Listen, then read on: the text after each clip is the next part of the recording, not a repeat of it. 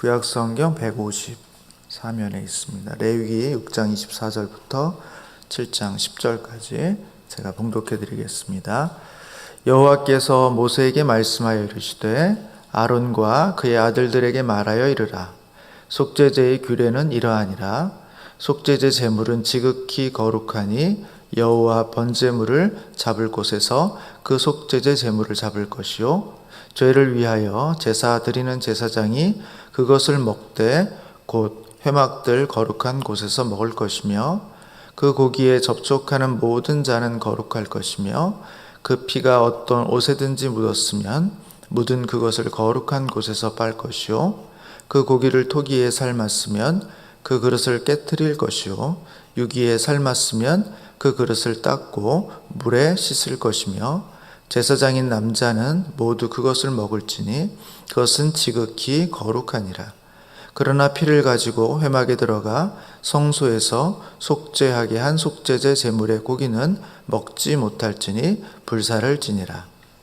속건제의 규례는 이러하니라.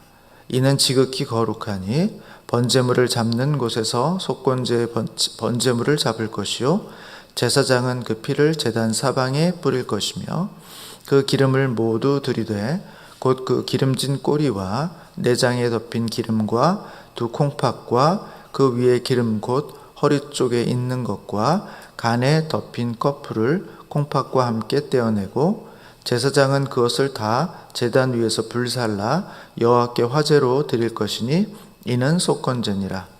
제사장인 남자는 모두 그것을 먹되 거룩한 곳에서 먹을지니라. 그것은 지극히 거룩하니라.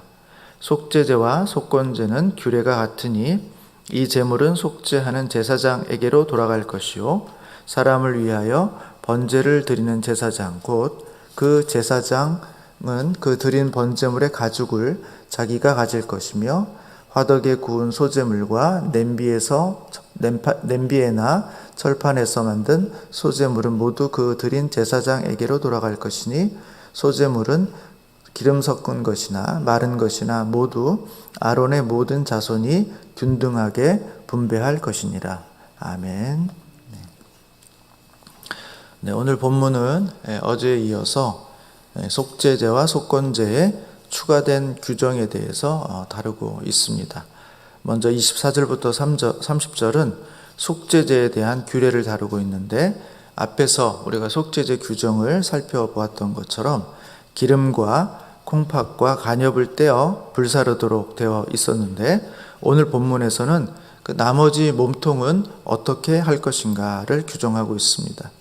제사장은 그 남은 몸통의 고기를 회막들 거룩한 곳에서 먹도록 하고 있습니다. 그러나 제사장들을 포함한 온 회중의 죄를 위한 속죄제는 약간 다른데 성소에 들어가서 피를 뿌리고 그 속죄제의 고기는 제사장들이 먹을 수 없고 진영 밖에서 불살라야 한다 이렇게 말씀해주고 있습니다.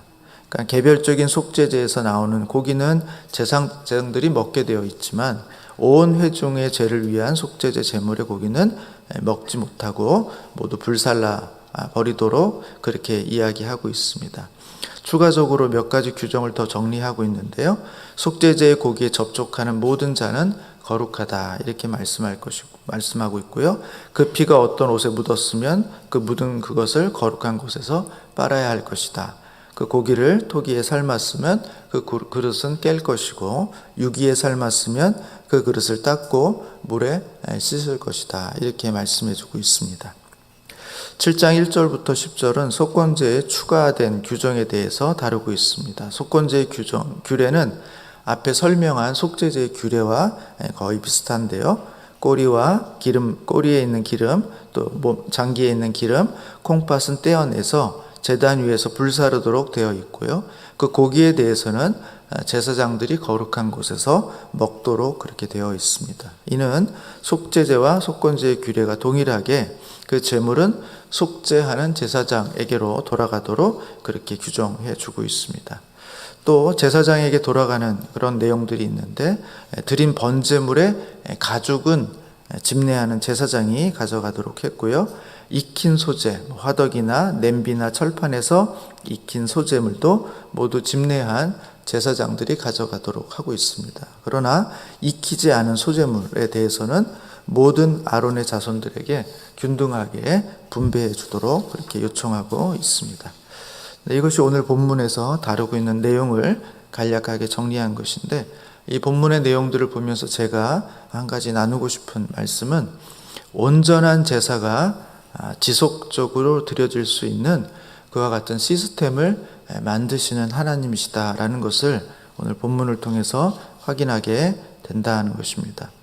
하나님 앞에 드려지는 제사가 종교적이면서 또 영적인 의미를 담겨 있습니다만, 오늘 본문은 조금 전 다른 측면에서 우리가 살펴볼 수 있다고 생각합니다. 왜냐하면 레위기는 제사를 드리기 위해서 제사장 앞에 나오는 사람들이 어떻게 준비해야 하는가, 또 제사를 집례하는 제사장들은 어떤 절차를 통해서 제사를 온전하게 드릴 것인가에 대한 규정만 다루고 있는 것이 아니라, 그 제사를 드리는 과정 속에서 자연스럽게 나올 수밖에 없는 여분의 고기와 곡식 등을 어떻게 처리해야 되는가에 대한 규정도 오늘 또 상세하게 다루어 주고 있기 때문에 그렇습니다.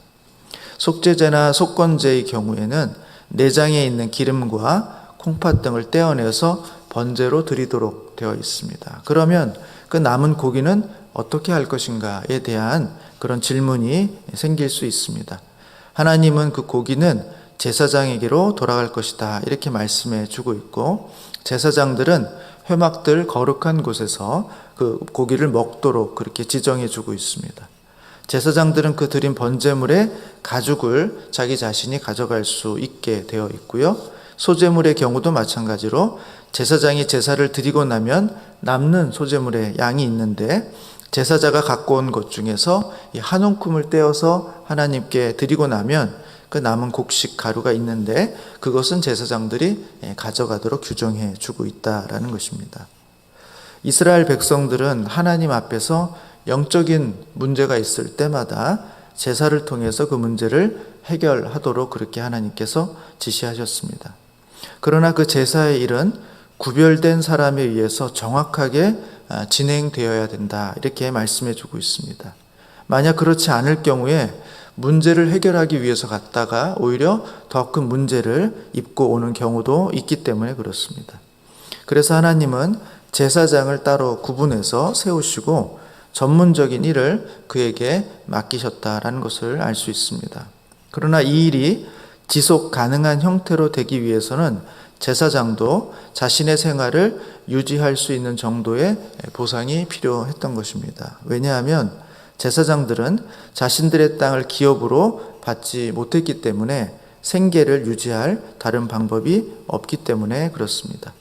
그러니까 하나님께서는 제사를 드리는 자들의 제물을 통해서 일부는 향기로운 제물로 받으시고, 나머지는 제사를 집례하는 제사장들이 생활할 수 있는 것으로 보장해 주는 방식으로 하나님을 향한 제사의 제도가 지속적으로 또 전문적으로 계속 일어날 수 있도록 그런 시스템을 만들어 주셨다라는 것을 오늘 본문을 통해서 보게 된다는 것입니다.